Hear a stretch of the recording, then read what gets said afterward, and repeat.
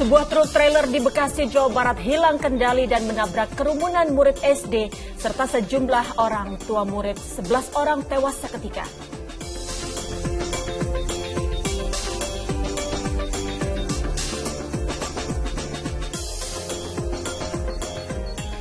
Ledakan kompor gas diduga menjadi pemicu kebakaran di kawasan permukiman padat penduduk di Johar, Jakarta Pusat. 4 rumah hangus terbakar.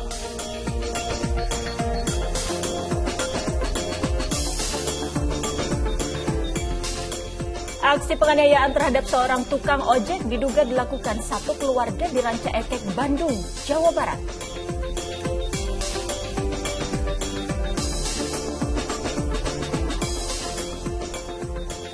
Di tengah ketidakpastian rencana kenaikan harga BBM bersubsidi, pengguna kendaraan di berbagai wilayah rela antre berjam-jam hingga larut malam menjelang dini hari.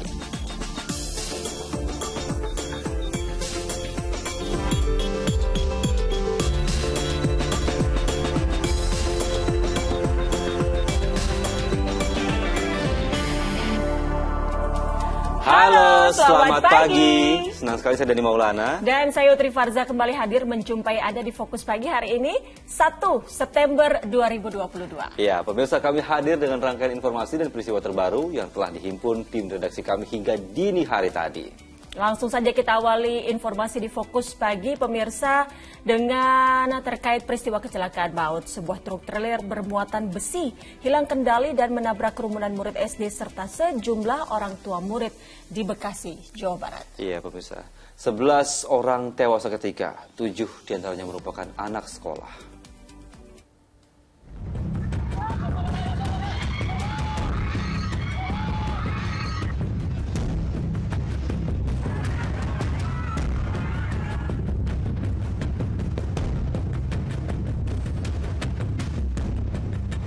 Detik-detik peristiwa truk trailer menerobos bahu jalan di depan gerbang sekolah Kota Baru 2 dan 3 Bekasi Barat dan melindas kerumunan orang terekam kamera pengawas di seberang jalan Rabu siang.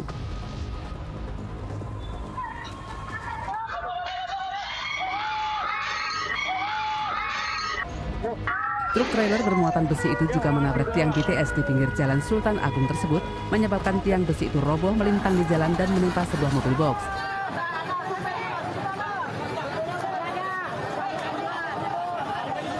Yang lihat jelas tokar dari jauh dia udah oleng, mungkin dia karena ada jalan buda-buda itu kaget kantuk ya kan, buang ke kiri, jadi kejadian gini. Ini kalau remblong nggak mungkin ke sini, dia pasti ngambil kanan yang aman. 11 orang tewas akibat terlindas truk trailer, 7 diantaranya merupakan murid sekolah dasar yang sedang jajan di depan gerbang sekolahnya. Sedangkan sisanya adalah pedagang makanan, orang tua yang tengah menjemput anaknya pulang sekolah, dan seorang kernet mobil box yang tertimpa tiang BTS. Sementara korban luka jumlahnya mencapai 20 orang. Korban total 30 orang, meninggal 11 orang. Ya, tadi sekitar jam 12 itu masih terupdate sebanyak 10 orang, dan beberapa jam yang lalu tambah lagi menjadi 11 orang. Seluruh korban tewas dibawa ke RSUD Kota Bekasi, sementara korban luka dilarikan ke Rumah Sakit Ananda. Insiden kecelakaan itu mengakibatkan kemacetan panjang. Aung Darmawan melaporkan dari Bekasi, Jawa Barat. Sementara itu, pemirsa, penyebab truk trailer yang menyeruduk kerumunan murid sekolah dan warga di Bekasi masih dalam penyelidikan. Dari bukti lapangan, dugaan truk mengalami remblong terpatahkan.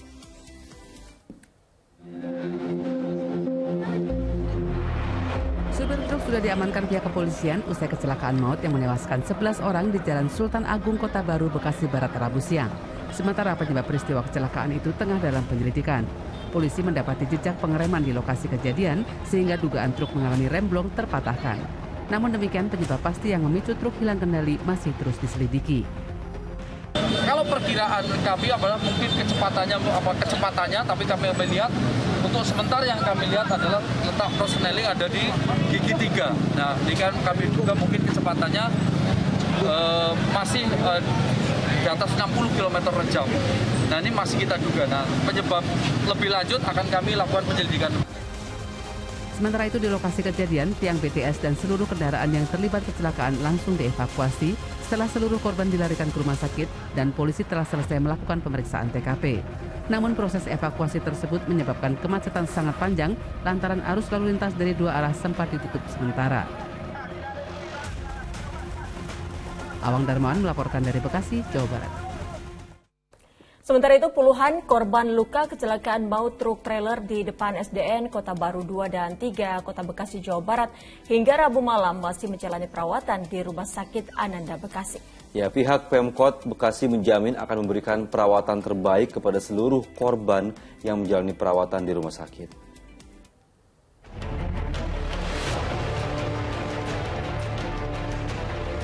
Detik-detik saat kecelakaan truk trailer masuk ke bahu jalan di depan pagar gedung SDN Kota Baru 2 dan 3 Kota Bekasi terekam kamera pengintai atau CCTV.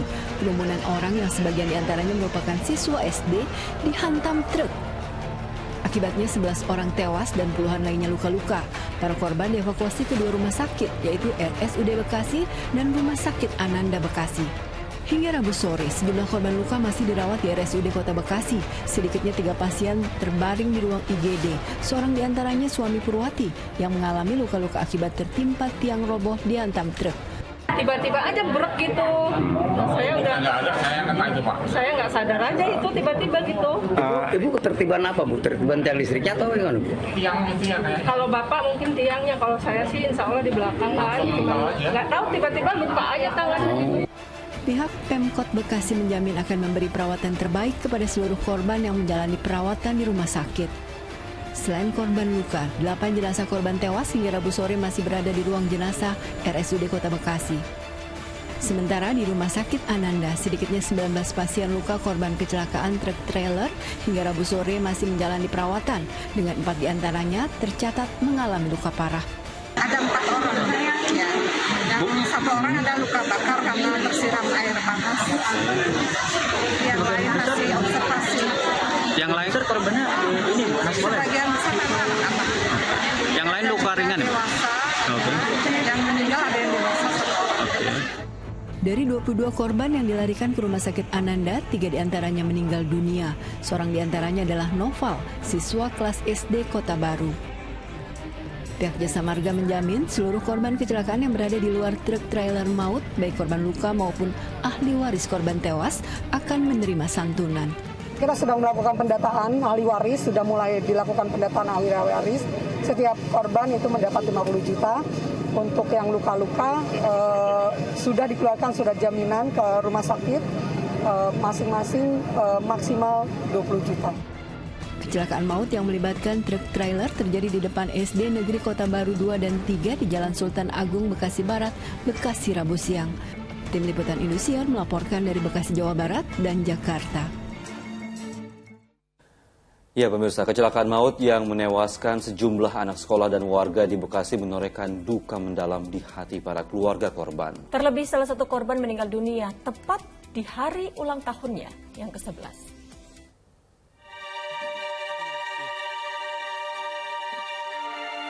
Isak tangis pilu wanita ini tak berhenti saat jasad putranya Naufal tiba dari rumah sakit. Putra bungsunya menjadi salah satu korban tewas usai tertabrak truk trailer di Jalan Sultan Agung, Kota Baru, Bekasi Barat. Sang ibu pun seakan tak percaya anak ketiga itu justru tewas tepat di hari ulang tahunnya yang ke-11. Ya musibah yang terjadinya itu pas jam istirahat dia. Ada sendiri lagi ya? Mau jajan, tapi dia sempat ke kantin. Dari kantin mungkin mau beli jajanan lain keluar. Ya itulah terjadi musibah itu. Kelas berapa? Kelas 5. Kelas 5. Hari ini ulang tahun, Mas. Ulang tahun pas hari ini ya, Bu? Hari ini dia ulang tahun. Jasad siswa kelas 5 sekolah dasar itu ditemukan di bawah tiang BTS yang roboh. Kerabat dan tetangga pun berdatangan ke rumah korban di Kampung Rawa Bambu, Kelurahan Kalibaru, Kota Bekasi, menyampaikan bela sungkawa dan mengantarnya ke pemakaman. Duka mendalam juga dirasakan keluarga Vidi Fabiano 8 tahun dan Mariati 37 tahun. Keponakan dan bibinya itu juga menjadi korban tewas dalam kecelakaan di depan gerbang SD Negeri Kota Baru 2 dan 3 Bekasi Barat Rabu siang. Kedua korban dimakamkan berdampingan di Komplek Pemakaman Kapuk Jalan Aster, Kota Baru. Tandanya kan PD itu kan kelas 2 ya, kelas 2 orang sekolah masuk pagi, jadi masuk pagi pulang jam 10 dijemput tandanya. Pas itu insiden tadi pagi itu jam 10 lewat 1 atau lewat 5 menit itu insiden yang di Jalan Raya. Saat kecelakaan, kakak korban juga berada di lokasi kejadian, namun ia selamat karena sempat menghindar. Awang Darmawan melaporkan dari Bekasi, Jawa Barat. Jenazah pasangan bibi dan keponakan korban kecelakaan maut truk trailer dimakamkan berdampingan. Ya, diketahui sang bibi setiap hari mengantar jemput keponakannya yang bersekolah di SD Kota Baru 2. Jenazah Mariati, 38 tahun, dan keponakannya Vidi Fabiano, 8 tahun, dimakamkan di pemakaman Kapuk, Kota Baru, Bekasi, Rabu petang. Pasangan bibi dan keponakan yang menjadi korban kecelakaan maut truk trailer dimakamkan berdampingan. Ayah dan nenek korban masih syok saat proses pemakaman korban. Mariati diketahui setiap hari mengantar jemput keponakannya Vidi yang duduk di kelas 2 dan kakaknya di kelas 5. Saat kejadian, Vidi dan bibinya bersiap hendak pulang dari sekolah dengan sepeda motor. Tapi petaka pun terjadi. Tandanya kan PD itu kan kelas 2 ya, kelas 2 orang sekolah masuk pagi, jadi masuk pagi pulang jam 10 dijemput tandanya. Pas itu insiden tadi pagi itu jam 10 lewat 1 atau lewat 5 menit itu insiden yang di Jalan Raya. Ya, sementara itu korban kecelakaan maut lainnya adalah Santoso Fauzi berusia 33 tahun. Jenazahnya dimakamkan di Gunung Putri, Kabupaten Bogor. Saat kejadian, Santoso bersama istri hendak menjemput anaknya di SD Negeri Kota Baru, Bekasi. Setelah tiba di sekolah, korban beranjak kembali untuk mengambil dompet istrinya yang tertinggal di rumah dan meminta istrinya menunggu. Namun petaka terjadi ketika korban hendak keluar gerbang sekolah. Pemirsa, petugas gabungan melakukan evakuasi terhadap kendaraan yang terlibat kecelakaan maut di depan Sekolah Dasar Kota Baru, Kota Bekasi, Jawa Barat. Selain mengevakuasi truk box dan truk muatan besi, petugas juga mengevakuasi menara seluler yang ambruk dihantam truk.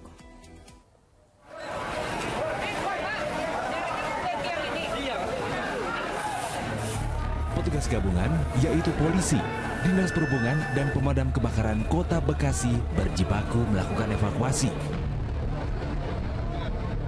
Awalnya petugas membongkar sambungan menara seluler dan mengevakuasi mobil box yang ringsek akibat tertimpa menara seluler.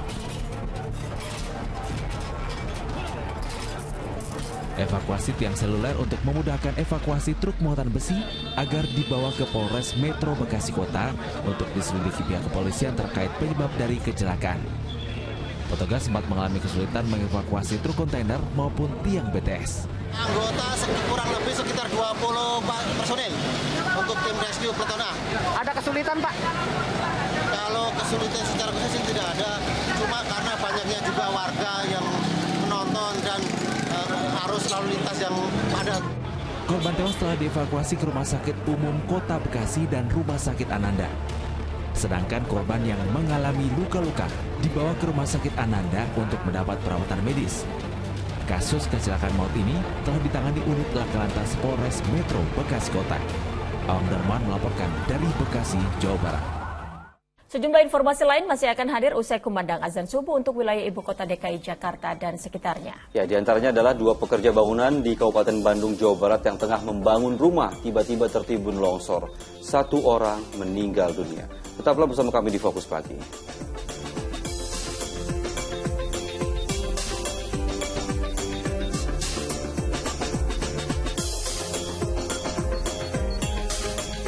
Ya, pemirsa, selamat menunaikan ibadah sholat subuh untuk Anda warga DKI Jakarta dan sekitarnya. Kita lanjutkan kembali informasi di Fokus Pagi hari ini. Berusaha kabur hingga nyaris menabrak petugas, seorang sopir taksi justru naik pitam saat terjaring razia parkir liar di kawasan Semanggi, Tanah Abang, Jakarta Pusat. Selain merazia sejumlah taksi, petugas juga mengangkut paksa belasan motor yang parkir di bahu jalan. Mana tahu saya ngeliatin muka kamu. Pengemudi taksi ini naik pitam saat terjaring razia parkir liar yang digelar petugas gabungan Sudin Perhubungan dan Kepolisian di Jalan Gatot Subroto, Tanah Abang, Jakarta Pusat, Rabu siang. Ia melakukan protes karena menduga petugas telah menendang kendaraannya saat melakukan razia. Petugas yang tak terima dengan tuduhan tersebut ikut naik pitam dan balik memarahi sang sopir. Aksi adu mulut ini dipicu upaya kabur sang sopir saat akan dirazia hingga nyaris menabrak petugas. Ironisnya, sejumlah pengemudi taksi mengaku sengaja mangkal di bahu jalan lantaran telah membayar sejumlah uang kepada seseorang dengan dalih jaminan keamanan. Biasa parkir. Ini parkir sini bukan emang ada yang suruh apa? Enggak, ada yang koordinya. Dibilang minta 3.000 aman dari Disub. Oh, jadi satu hari 3.000. Kalau bayar 3.000 aman? Aman. Ya, kali ini sebenarnya udah rutin ya. Jadi ada CRM ya yang harus ditindaklanjuti di wilayah Tanah Abang. Maka kita ajak rekan-rekan dari Sudin Perhubungan Jakarta Pusat untuk bekerja sama, berkoordinasi, melakukan penindakan. Selain merazia sejumlah taksi, petugas juga mengangkut paksa belasan motor yang parkir di bahu jalan di kawasan Karet Tengsin. Petugas mengimbau kepada pemilik kendaraan agar mentaati peraturan demi menjaga keamanan dan kenyamanan wajah ibu kota. Abdul Haris melaporkan dari Jakarta. Aparat gabungan merazia sejumlah lapak pedagang kaki lima serta kendaraan yang parkir di atas trotoar di kawasan Cempaka Putih, Jakarta Pusat. Nah, ini cekcok mulut antara seorang juru parkir dan pemilik kendaraan serta petugas Sudin Perhubungan mewarnai razia derek paksa kendaraan. Ini dikasih Pak.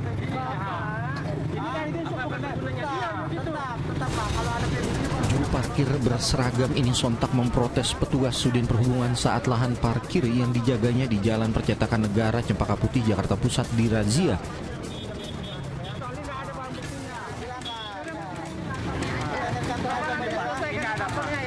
Aksi protesnya ikut disambut pria pemilik kendaraan yang juga tak terima kendaraannya menjadi sasaran petugas.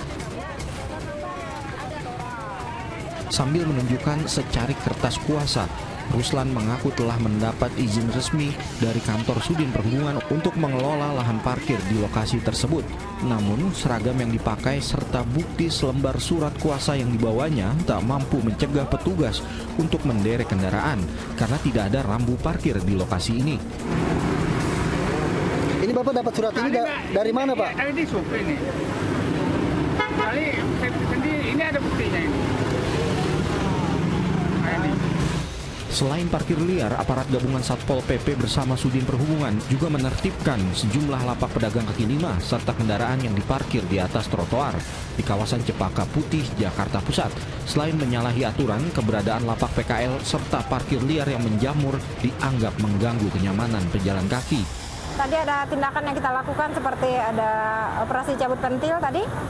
Dan tadi kita juga menemukan ada barang-barang yang diletakkan di trotoar. Kita lakukan penghimbauan pada PKL yang melakukan aktivitas di atas trotoar dan tadi juga kita melakukan penertiban barang-barang yang ada di atas trotoar. Seluruh kendaraan yang diderek selanjutnya dibawa ke lapangan parkir Irti Monas. Bagi para pelanggar akan dikenakan sanksi tilang serta denda maksimal sebesar Rp500.000. Abdul Haris melaporkan dari Jakarta. Di informasi lainnya, pemirsa, kebakaran melanda kawasan permukiman padat di Johar, Jakarta Pusat. Sedikitnya 4 rumah hangus. Diduga api bersumber dari ledakan kompor gas di salah satu rumah.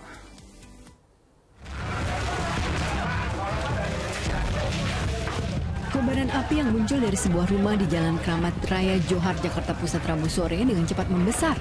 Rapatnya jarak antar rumah di kawasan padat tersebut membuat api cepat merembet ke bangunan rumah lain.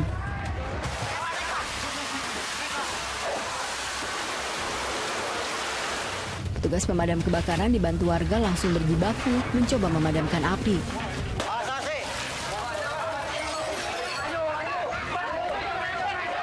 Api bisa dipadamkan setelah 15 mobil pemadam kebakaran diturunkan ke lokasi. Namun sedikitnya 4 rumah hangus terbakar. Kesulitannya hambatan sedikit di Solo Ambon, di sumber air. Tapi kita tetap langsung berusaha penuh untuk melakukan pemadaman sampai sampai ke titik pemadaman yang maksimal. Menurut saksi mata, sempat beberapa kali terdengar suara ledakan dari rumah yang pertama kali terbakar. Wah, saya nggak tahu dia ada orang dapat kebakaran itu. Soalnya kan katanya meleduk gitu kan.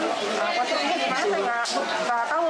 Soalnya kita kan ini kan yang terkunci gitu kan. Sempat ada ledakan, Bu. Berapa kali? 2 kali.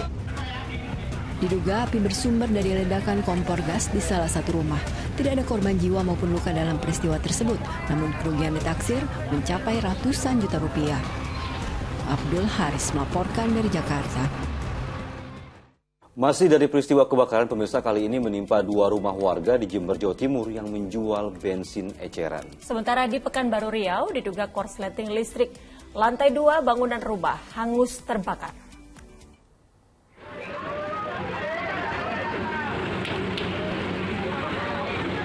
Api dengan cepat menghanguskan lantai 2 sebuah rumah di Jalan Bungaraya, Pekanbaru Riau. Pemilik rumah tak kuasa menahan tangis saat api berkobar menghanguskan bangunan dan harta benda miliknya.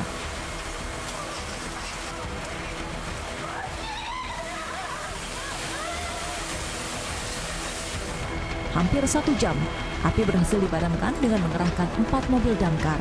Kuat dugaan, kebakaran akibat korsleting listrik. Terus sekarang belum tahu pasti ya. Kronologisnya apanya, penyebabnya. Jelas nampaknya kalau dari damkar sendiri melihat korsleting listrik.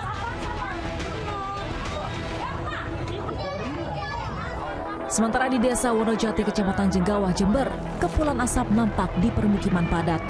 Tak hanya membakar 2 bangunan rumah, kebakaran juga turut menghanguskan seluruh harta benda seperti motor hingga uang tunai 5 juta rupiah. Pemilik rumah pun histeris.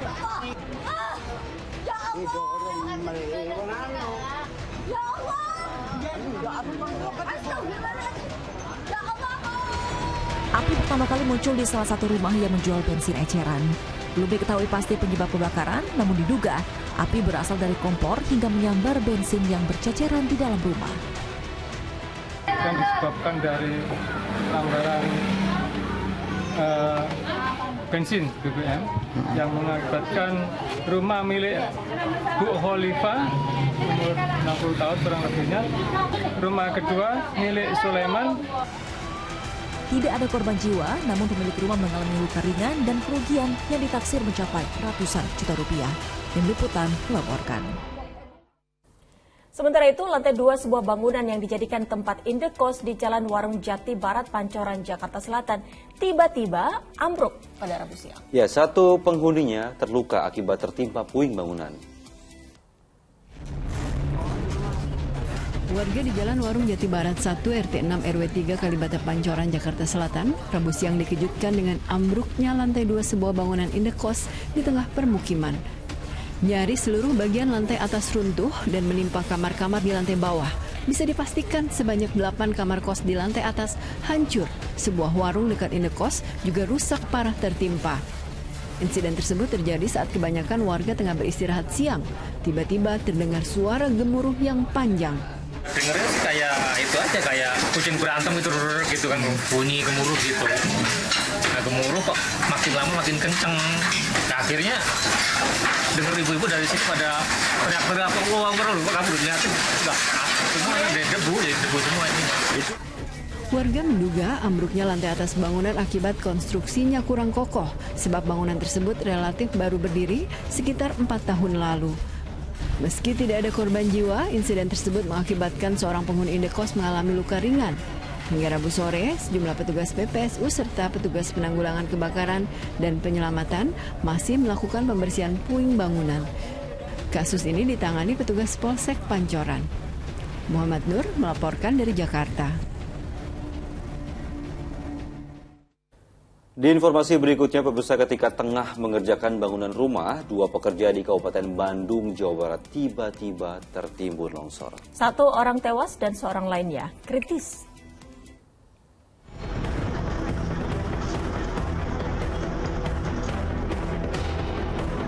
Dibantu petugas, puluhan warga mencari Didin Safrudin dan Agus Santiko yang tertimbun longsor di Desa Pamentasan, Kutawaringin, Kabupaten Bandung, Jawa Barat. Setelah 1 jam lebih, kedua pekerja bangunan itu akhirnya berhasil ditemukan. Keduanya langsung dilarikan ke rumah sakit di Soreang guna mendapatkan pertolongan medis. Namun malang nyawa Didin 46 tahun tak terselamatkan. Sedangkan rekannya Agus 38 tahun mengalami kritis akibat luka serius di sekujur tubuhnya. Peristiwa terjadi pada Selasa sore. Saat itu kedua korban bersama 3 rekannya tengah mengerjakan rumah kontrakan seorang warga. Tiba-tiba Agus dan Didin tertimpa longsor setelah meratakan tebing setinggi 3 meter. Kondisi tanah saat itu labil sehabis diguyur hujan deras. Setelah dilaksanakan perataan, ini dilakukan secara manual oleh almarhum saudara Didin dengan saudara Agus. Pada saat melakukan perataan dengan menggunakan cangkul, dengan linggis, pada saat itu juga hujan, ada tanah yang terjatuh yang menimbun kedua orang tersebut. Untuk penyelidikan lebih lanjut, lokasi kejadian dipasang garis polisi. Sementara pengerjaan bangunan rumah dihentikan sementara pasca peristiwa yang merenggut korban jiwa. Muhammad Abbas melaporkan dari Kabupaten Bandung, Jawa Barat. Gelombang laut setinggi hingga 5 meter menerjang sejumlah wilayah di pesisir pantai selatan Jawa Tengah. Puluhan kapal nelayan terhempas dan ratusan warung pun hancur, pemirsa. Gelombang air laut setinggi 4 meter menghempas puluhan perahu nelayan di pantai Suwuk, Kebumen, Jawa Tengah.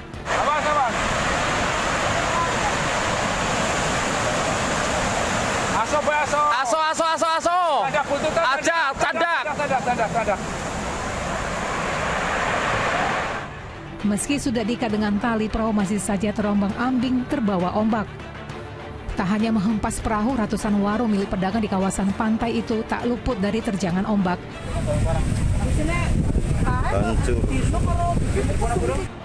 Akibatnya sebanyak 110 warung mengalami kerusakan parah. Dibantu relawan, para pedagang membersihkan puing-puing warung yang rusak akibat terbawa air laut. Itu kurang lebih tinggi 4 meter, setinggi warung itulah, setinggi warung. Ini termasuk paling gede atau gimana, Pak? Ya, ini kalau dari kemarin ini yang paling besar. Para wisatawan diimbau tidak mengunjungi wilayah pantai untuk sementara.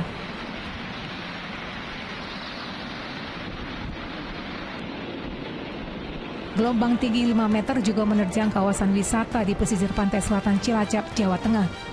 Wilayah pantai yang mengalami kerusakan parah diantaranya Pantai Tegal Kemulian dan Pantai Indah Widara Payung.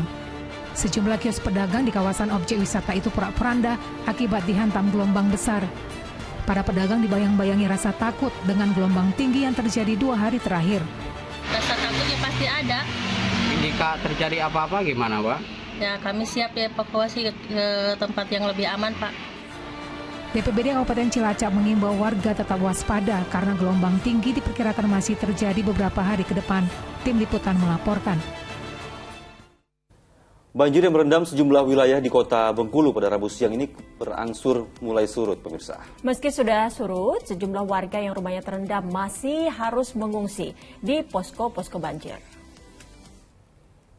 Di Jalan Irian, Kelurahan Sukamerindu, Kota Bengkulu ini, para pengungsi belum dapat kembali ke rumahnya masing-masing meski banjir mulai surut.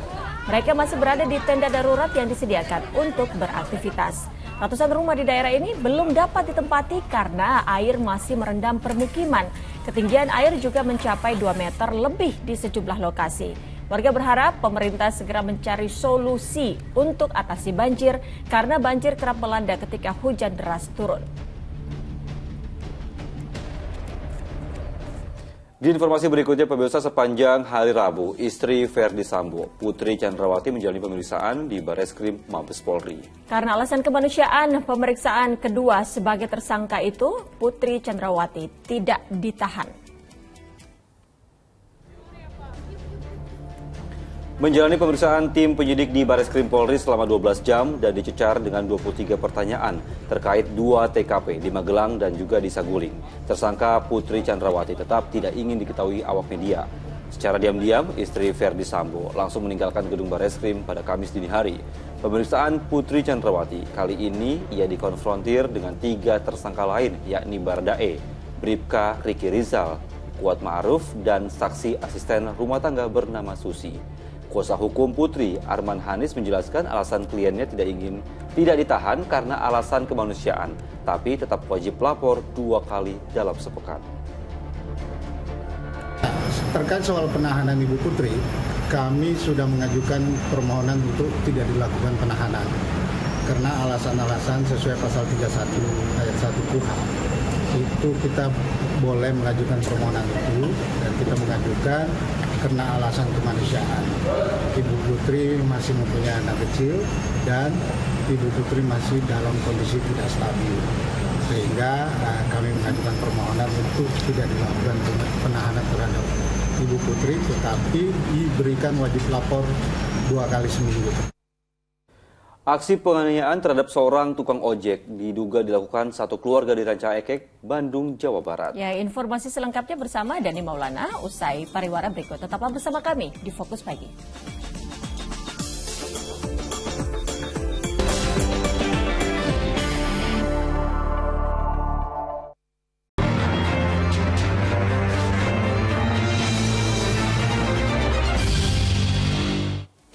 Anda kembali menyaksikan Fokus Pagi bersama saya Dani Maulana, dan kini kita masuk ke segmen Fokus Kasus. Tersinggung tidak digubris saat diajak berbicara, seorang pria menganiaya wanita di dalam bus Trans Banjar Bakula.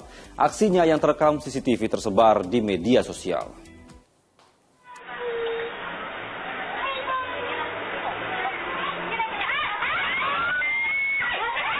Video penganiayaan seorang wanita di dalam bus Trans Banjar Bakula ini viral di media sosial. Dalam rekaman kamera pengawas berdurasi 1 menit 30 detik tersebut, diduga tersangka yang merupakan seorang pria nekat melakukan aksinya lantaran tersinggung setelah korban menghindar saat diajak berbicara. Seketika, penumpang bus langsung menghentikan aksinya dan menurunkan tersangka dari dalam bus.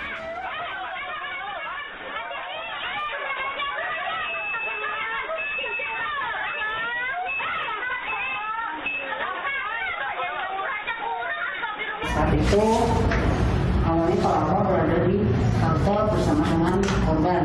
Ya. Kemudian berusaha mengajak ngobrol dengan korban, tetapi mungkin korban merasa tidak nyaman. Dan pada saat bus datang, korban naik, pelaku ikut naik. Atas aksinya, tersangka dikenakan pasal 351 KUHP tentang tindak pidana penganiayaan dengan ancaman 2 tahun penjara. Muhammad Lutfi Darlan melaporkan dari Banjarbaru, Kalimantan Selatan. Video aksi penganiayaan disertai pembacokan terhadap seorang tukang ojek yang diduga dilakukan satu keluarga di Ranca Ekek, Kabupaten Bandung, Jawa Barat beredar di jagat maya.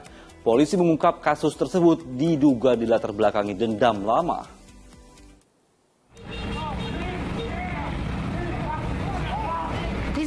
Pisakeun. Dalam video amatir yang viral ini, seorang tukang ojek dikeroyok oleh para pelaku secara brutal dengan menggunakan senjata tajam di Pasar Cicalengka. Meski sempat melakukan perlawanan, korban tak berdaya hingga terluka parah. Berselang 10 hari, polisi akhirnya mengungkap kasus penganiayaan yang dialami Dadang dengan meringkus 3 orang tersangka yang ternyata masih satu keluarga, yakni paman dan 2 keponakan. Peristiwa berdarah pada 20 Agustus lalu itu rupanya dipicu dendam lama lantaran seorang tersangka pernah dianiaya oleh korban. Ia kemudian mengajak 2 keponakannya untuk menyerang korban dengan golok. Tahun 2018-2019 pernah ada masalah antara korban dengan tersangka MS, ya, dan tersangka AR. Penganiayaan secara bersama-sama dengan menggunakan senjata tajam kepada korban, ya. Dan atas perbuatannya tersangka dijerat dengan pasal berlapis, yaitu ada 351 ayat 2 penganiayaan secara bersama-sama yang mengakibatkan korban luka berat, ada juga dilapisi dengan 170 penganiayaan, ada juga dilapisi dengan Undang-Undang Darurat nomor 12 tahun 1951. Dengan jerat pasal berlapis, para tersangka terancam hukuman di atas 7 tahun penjara. Korban masih dalam perawatan di rumah sakit karena mengalami luka bacok di bagian kepala, punggung, dan juga tangan. Muhammad Abbas melaporkan dari Kabupaten Bandung, Jawa Barat. Di informasi berikutnya, kesal dengan ulah pembalap liar, seorang warga di Grobogan, Jawa Tengah menyiramkan air. Akibatnya seorang pembalap jatuh hingga mengalami luka.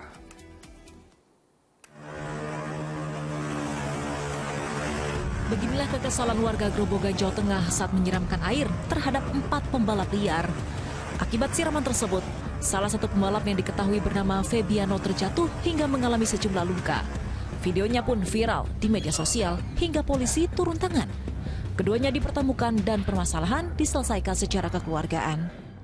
Namun sudah kita berikan edukasi, himbauan dan pembinaan sehingga yang bersangkutan benar-benar paham tentang etika dan sopan santun di jalan raya untuk tidak melaksanakan ataupun melakukan balap liar lagi. Aksi balap liar memang kerap meresahkan, namun main hakim sendiri juga tidak bisa dibenarkan, apalagi membahayakan keselamatan. Arif Nur melaporkan dari Grobogan, Jawa Tengah. Sejumlah warga yang kedapatan asyik nongkrong di jalanan ibu kota mendapatkan teguran petugas yang tengah berpatroli. Patroli berskala besar dikerahkan polisi untuk mencegah terjadinya aksi kejahatan.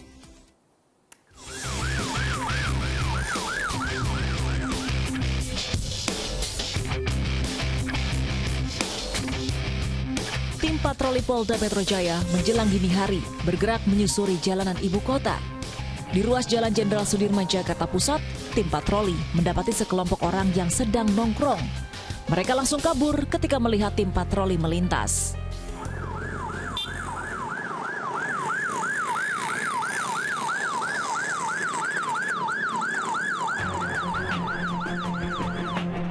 Sementara di ruas jalan yang sama, namun berbeda lokasi, ada sejumlah pemuda juga tengah nongkrong.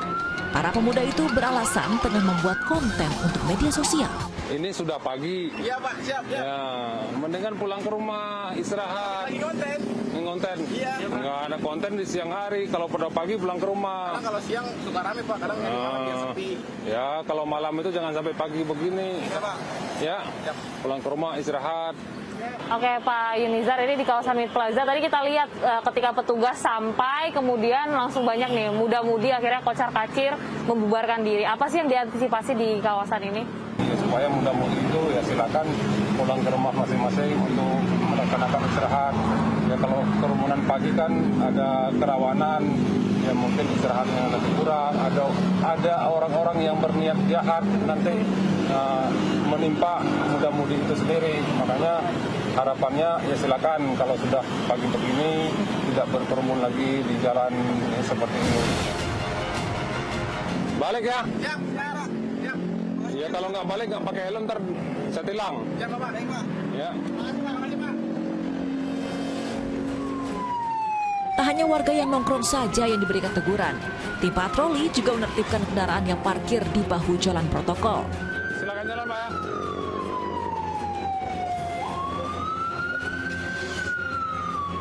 Kalau jalan ini di badan jalan kan kendaraan yang berjalan, apalagi di sini ini banyak rambu-rambu yang dilarang parkir. Sepanjang jalan yang Sudirman ini ya nggak boleh ada yang parkir di badan jalan. Tapi tadi kita masih menemukan ya Pak ya? Yang parkir di badan jalan, pelanggaran lalu lintas. Masih di ruas jalan protokol ibu kota, petugas juga membubarkan kerumunan warga karena sudah larut dan mencegah terjadinya tindak kejahatan. Namun, mereka berdalih saat itu tengah memanfaatkan situasi Jakarta yang sepi untuk mengabadikannya dalam foto.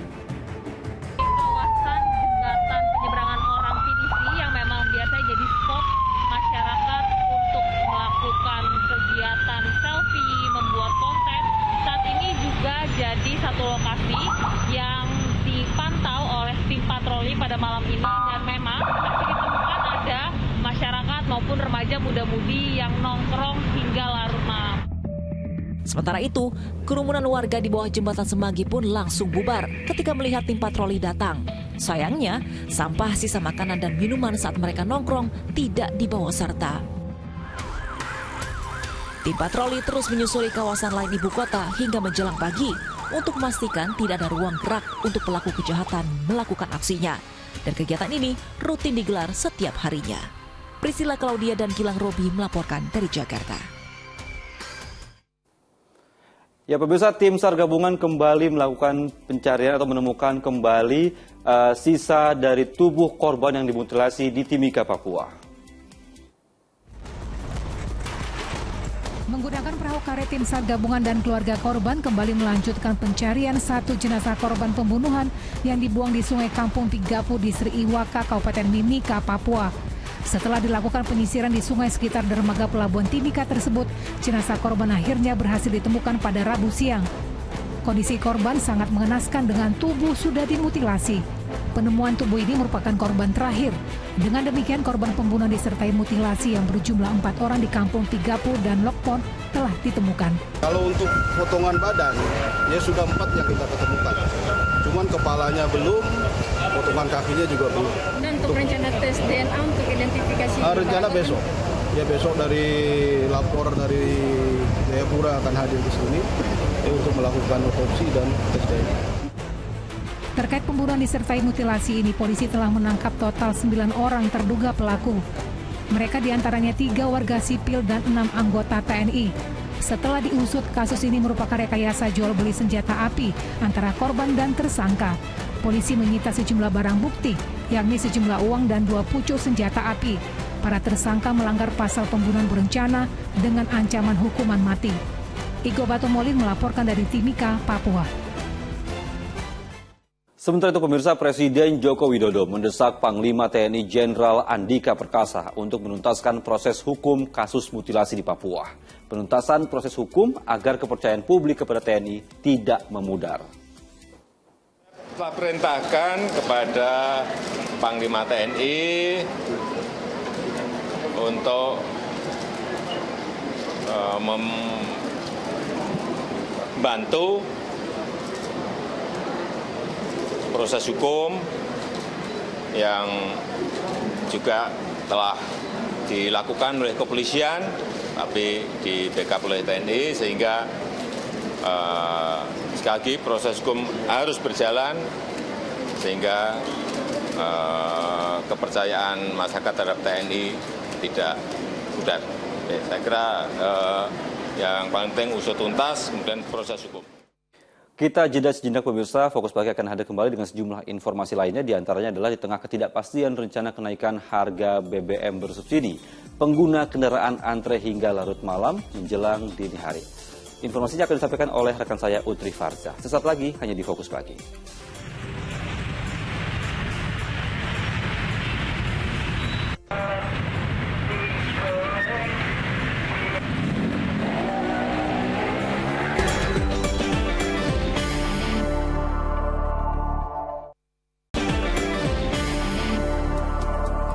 Anda kembali menyaksikan Fokus Pagi bersama saya, Utri Farza.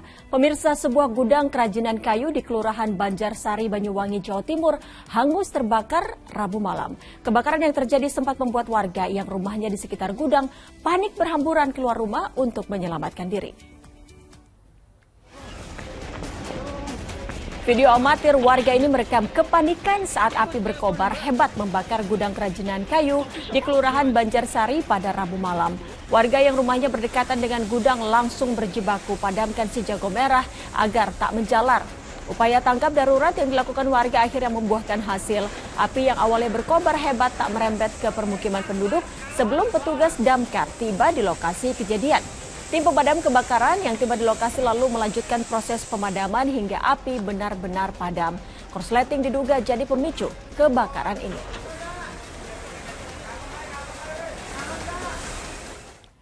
Musisi Pasha Ungu marah kepada pekerja yang menumpuk lumpur hasil galian di Jalan Raya PLN Gandul, Depok, Jawa Barat. Lumpur yang meluber ke jalan tersebut sangat mengganggu lalu lintas dan membahayakan keselamatan warga.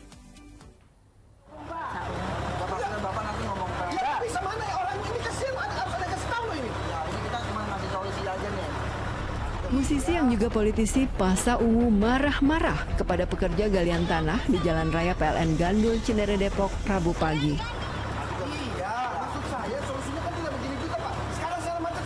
Kemarahan Pasha dipicu oleh ulah para pekerja yang menumpuk lumpur di bahu jalan hingga meluber ke jalanan. Banyaknya lumpur menyebabkan jalan licin dan mengganggu lalu lintas, bahkan mengancam keselamatan pengguna jalan.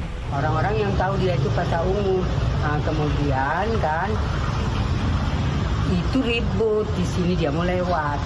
Oh, saat itu Pasha Ungu langsung turun dari mobilnya berarti? Di sono jauh, karena udah macet. Oh, mobilnya justru jauh? Ya, istrinya yang bawa.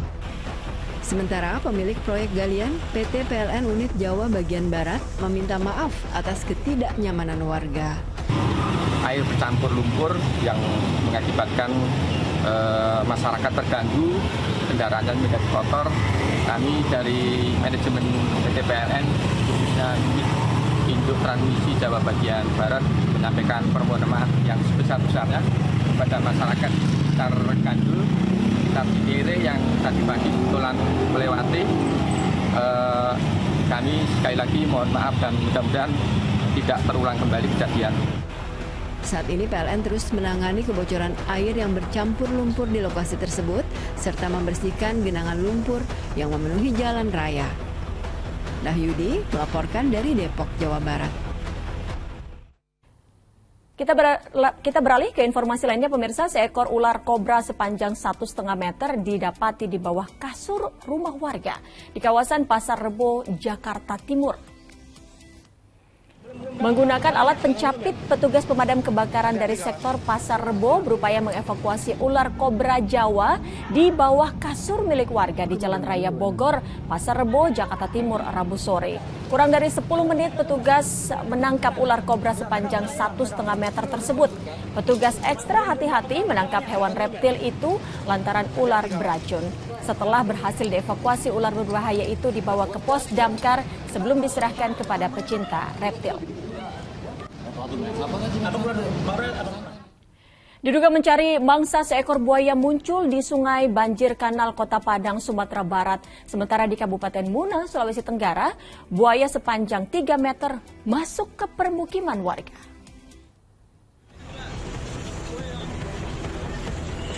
Kemunculan seekor buaya sepanjang 2 meter di sungai di kawasan Jembatan Taman Siswa, Kecamatan Padang Timur, Kota Padang, Sumatera Barat terekam video warga. Hewan buas itu nampak sesekali muncul ke permukaan dan menghilang ke dalam air. Kemunculan buaya tersebut membuat warga sekitar resah karena lokasi itu banyak dijadikan warga untuk tempat mencuci dan memancing ikan. Awal ke luarnya tadi di dekat Jembatan Gor, sekarang udah lari lagi ke Jembatan Tamsis nih. Udah meresahkan sekali kalau bisa ditangkap. Yang takutnya makan korban, bisa lama sih enggak, cuman baru ini keluar yang sampai ke atas nih.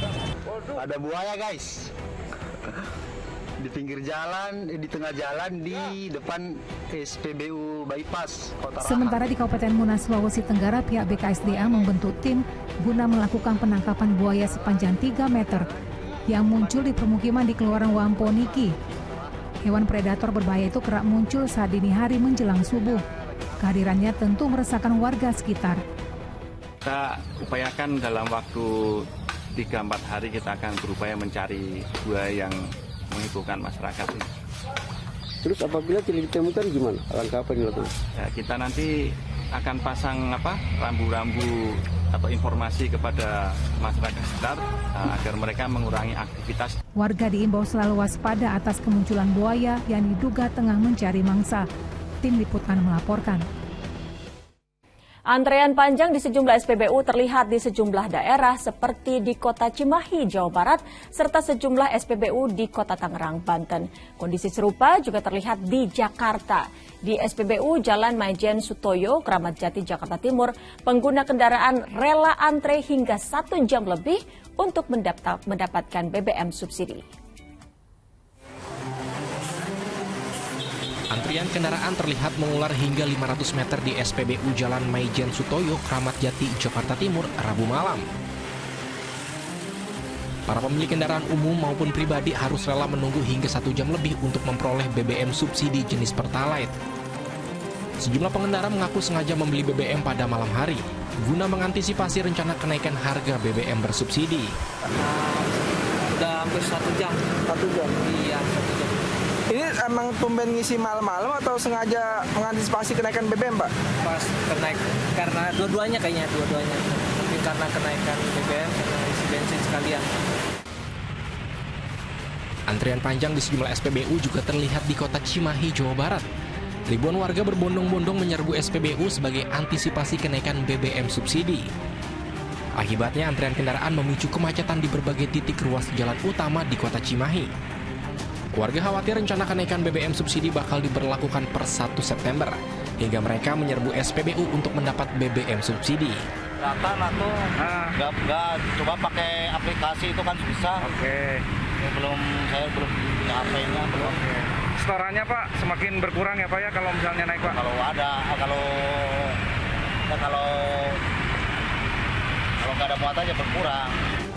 Kondisi serupa juga terjadi di Kota Tangerang, Banten sejak Rabu sore. Antrian warga juga mengular di sejumlah stasiun pengisian bahan bakar umum hingga ratusan meter. Warga hanya bisa berharap rencana kenaikan BBM subsidi dibatalkan, lantaran bisa makin memberatkan beban ekonomi masyarakat. Tim Liputan melaporkan. Belasan orang tua dan rekan korban kecelakaan maut Rabu malam melakukan tabur bunga di lokasi kejadian tabrakan maut. Sementara Kamis dini hari, sejumlah tokoh masyarakat menggelar doa bersama di depan gerbang SD Kota Baru, Bekasi. Belasan siswa dan orang tua murid Rabu malam melakukan tabur bunga di lokasi peristiwa kecelakaan maut tepat di gerbang sekolah SD Kota Baru, Bekasi. Para siswa yang merupakan teman dari para korban menggelar acara ini sebagai bentuk kesedihan dan duka mendalam. Sementara pada hari Kamis dini hari, sejumlah tokoh masyarakat dan tokoh pemuda setempat menggelar doa bersama sebagai bentuk simpati dan rasa bela sungkawa. Selain melakukan doa bersama, mereka juga menyalakan lilin di lokasi kecelakaan maut. Ya, detik-detik peristiwa truk trailer menerobos bahu jalan di depan gerbang sekolah Kota Baru Bekasi terekam kamera CCTV Rabu siang. Truk trailer bermuatan besi itu juga menabrak tiang BTS di pinggir Jalan Sultan Agung hingga roboh menimpa sebuah mobil box. 10 orang tewas akibat terlindas truk trailer, 7 diantaranya merupakan murid sekolah dasar yang sedang jajan dan akan pulang sekolah. Sedangkan sisanya adalah pedagang makanan, orang tua yang menjemput anaknya, dan seorang kernet mobil box yang tertimpa tiang BTS. Sementara korban luka jumlahnya mencapai 20 orang. Dan pemirsa, untuk mengetahui situasi terkini di lokasi kecelakaan maut tepat di gerbang sekolah SD Kota Baru Bekasi, kami akan terhubung dengan rekan Tia Anissa dan Eko Purwanto yang saat ini berada di sana. Tia, silahkan laporan Anda. Ya, Utri Farza dan juga pemirsa, pasca terjadinya kecelakaan maut di depan SDN Kota Baru 2 dan 3 Kota Bekasi, kemarin pihak kepolisian sudah melakukan evakuasi, baik kendaraan truk yang menabrak dan juga tiang operator seluler atau BTS yang juga tertabrak kemarin ini sudah dievakuasi oleh pihak kepolisian. Dan pagi hari ini, kalau dari pantauan kami memang masih ada sisa-sisa kecelakaan seperti gerobak pedagang dan juga kendaraan roda 2 yang juga kemarin sempat tertabrak. Dan kalau kami lihat juga memang ini ada beberapa masyarakat yang juga sudah menaburkan bunga di area tempat kejadian dan juga memang sepertinya ada juga yang sudah berdoa baik tadi malam ataupun tadi pagi juga ini berdatangan untuk mendoakan korban-korban yang menjadi korban dalam kecelakaan ini. Selain itu juga seperti yang bisa Anda lihat di belakang saya bahwa karangan bunga juga ini sudah berdatangan baik dari pihak DPRD, lalu juga ada dari pihak sekolah lain dan juga ada beberapa pihak lain yang sudah mengirimkan karangan bunga sebagai bentuk bela sungkawa terhadap kecelakaan ini. Lalu selain itu juga kemarin evakuasi juga sudah dilakukan langsung terhadap para korban, di mana korban yang terdapat 33 korban, baik korban luka maupun korban meninggal ini dibawa ke 2 rumah sakit yang berbeda, yaitu RSUD Kota Bekasi dan juga Rumah Sakit Ananda. Dari kecelakaan kemarin, dari data yang kami dapatkan ini terdapat 10 orang yang meninggal dunia, di mana 4 orangnya merupakan siswa dari SDN Kota Baru 2 dan juga 3. 4 orang tersebut diantaranya adalah yang pertama Abdul Muiz Al-Habsi berusia 11 tahun, lalu Ilham Agusti Saifullah berusia 13 tahun, Vidi Vidiono berusia 9 tahun dan juga Naufal Sidki Asabik 8 tahun. 4 orang korban yang meninggal dunia yang merupakan siswa dari SDN Kota Baru ini dibawa, 3 orangnya berada di RSUD Kota Bekasi, sementara 1 dibawa ke Rumah Sakit Ananda. Namun saat ini baik korban meninggal, baik siswa dari SDN Kota Baru maupun yang korban dewasa ini sudah dipulangkan ke pihak keluarga dan sebagian juga sudah ada yang dimakamkan. Sementara itu untuk korban luka-luka lainnya juga saat ini masih menjalani perawatan di 2 rumah sakit itu, dan juga bagi para korban luka ataupun korban meninggal dunia ini akan mendapatkan santunan dari Jasara Harja sebesar 50 juta rupiah bagi yang meninggal dunia dan juga 20 juta rupiah untuk biaya perawatan. Dan juga dari pihak kepolisian juga ini masih melakukan penyelidikan baik penyebab kecelakaan maupun tersangka juga ini belum ditetapkan hingga saat ini. Sementara demikian kembali ke studio. Tia Anissa dan Eko Purwanto melaporkan dari Kota Baru Bekasi. Terima kasih dan selamat bertugas kembali. Pemirsa, Presiden Joko Widodo meresmikan Papua Football Academy atau Akademi Sepak Bola Papua. Informasi selengkapnya akan hadir usai jeda pariwara berikut ini.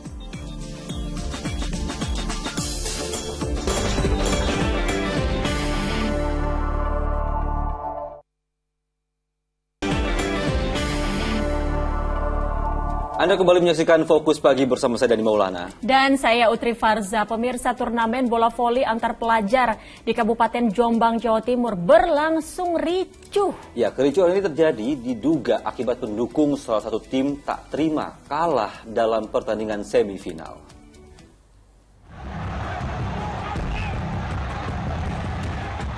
Beginilah kericuhan antar pendukung yang terjadi saat turnamen bola voli antar pelajar tingkat SMA, SMK se-Kabupaten Jombang.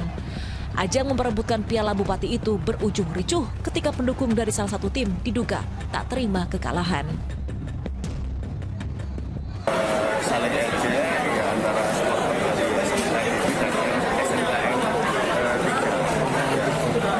Jadi mungkin karena pendukungnya ini kalah sehingga mereka kecewa dan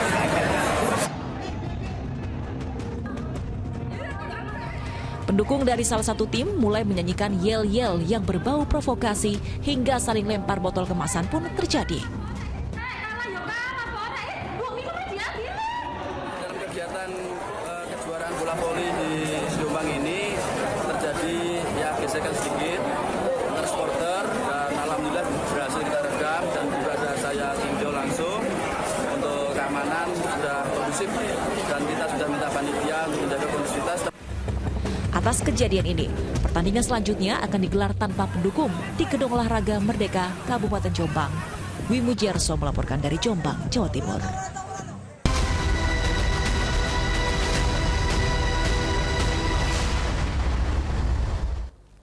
Presiden Joko Widodo meresmikan Akademi Sepak Bola Papua atau Papua Football Academy PFA. Kehadiran akademi ini diharapkan jadi momentum bangkitnya talenta muda berbakat yang akan membawa harum nama Indonesia dari bumi cendrawasih.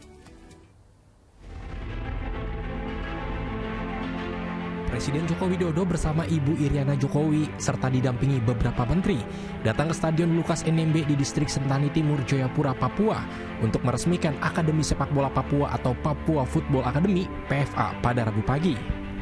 Akademi PFA saat ini memiliki 30 anak didik yang telah terpilih dari total 477 peserta. Para anak didik Papua Football Academy nantinya akan digembleng melalui pelatihan rutin dan terus didampingi oleh pelatih dengan reputasi baik. Ini adalah bibit-bibit talenta-talenta yang diseleksi dengan baik, talenta-talenta yang berbakat, dan juga tidak hanya sepak bola, disiapkan juga pendidikan formalnya, sehingga tetap sekolah, yang kita harapkan nanti akan menjadi pemain-pemain bola yang memiliki jiwa percaya diri yang kuat, karakter yang kuat, yang kompetitif, yang sportif. Tanah Papua memang dikenal kerap melahirkan banyak talenta sepak bola berbakat yang menjadi legenda sepak bola Indonesia. Seperti saat ini ada Boa Solosa hingga Ruli Nere.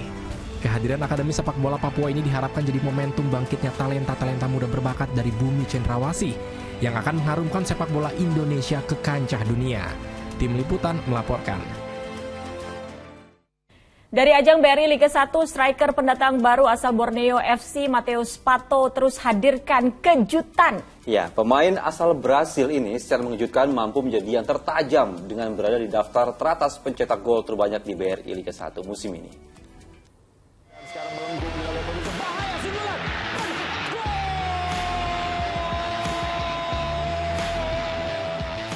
Ketajaman striker Borneo FC Mateus Pato di ajang BRI Liga 1 musim 2022-2023 kian tak terbendung. Sebagai pendatang baru, pemain asal Brasil ini terbilang sangat cepat untuk bisa beradaptasi dengan iklim sepak bola tanah air. Hingga pekan ke-7 BRI Liga 1, Pato menghadirkan kejutan dengan bercokol di daftar teratas pencetak gol terbanyak. Tampil sebanyak 7 laga bersama Pesut Etam, Pato juga sukses mengoleksi 7 gol. Torehannya saat ini berhasil mengalahkan ketajaman Lulinya bersama Madura United dan Predator House Gol Persib Bandung David da Silva yang sama-sama mengumpulkan 6 gol. Gol-gol yang diciptakan Pato pun begitu mengundang decak kagum para penonton, seperti yang terjadi di laga melawan Persib. Pemain berusia 27 tahun ini mencetak gol akrobatik dengan melakukan salto, usai mengontrol bola dengan dadanya. Ditambah lagi kehadiran pemain-pemain pengumpan dengan akurasi yang baik seperti Stefano Lillipali dan Jonathan Bustos semakin memanjakan Pato untuk hadirkan gol bagi Borneo FC. Keberadaan Pato di lini depan juga membuat Pesut Etam untuk sementara kokoh di puncak klasemen sementara. Hujan Pato selanjutnya akan kembali hadir saat Borneo bertandang ke Stadion Pakansari, markas Persikabo pada hari Sabtu mendatang. Kita beralih ke informasi lain, pemirsa. 2 hari menghilang, seorang pria di tebing tinggi Sumatera Utara ditemukan tewas di areal perkebunan sawit. Berdasarkan sejumlah luka di tubuhnya, diyakini korban tewas akibat digigit ular berbisa. Jasad pria bernama Sugianto dibawa pulang ke rumah keluarganya di Jalan Danau Singkarak, Kelurahan Padang Merbau, tebing tinggi Sumatera Utara, setelah ditemukan di area perkebunan sawit. Pria berusia 52 tahun itu pamit pergi mencari rumput untuk pakan ternak 2 hari sebelumnya. Namun sejak itu ia tak kunjung kembali. Pencarian yang dilakukan keluarga bersama warga di perkebunan Bahilang, Kecamatan Tebing Syah Bandar, Serdang Berdagai, membuahkan hasil. Namun ia ditemukan sudah tak bernyawa. Hasil pemeriksaan polisi dan tim medis terhadap tubuh korban didapati sejumlah luka bekas gigitan sehingga diyakini ia tewas akibat digigit ular berbisa. Tanda-tanda yang ditemukan, makanya kita bisa ambil kesimpulan adanya gigitan dari pipi, dari sebelah sini sampai sini kan, pinggang juga, di belakang juga. Kalau kriminal seperti bacokan ataupun sakitan ataupun kriminal yang lain nggak ada. Karena juga di TKP juga tadi kita tidak ada menemukan tanda-tanda kekerasan termasuk di tubuh korban dan barang-barang korban juga tidak ada yang hilang, termasuk handphone dan sepeda motornya ada di TKP.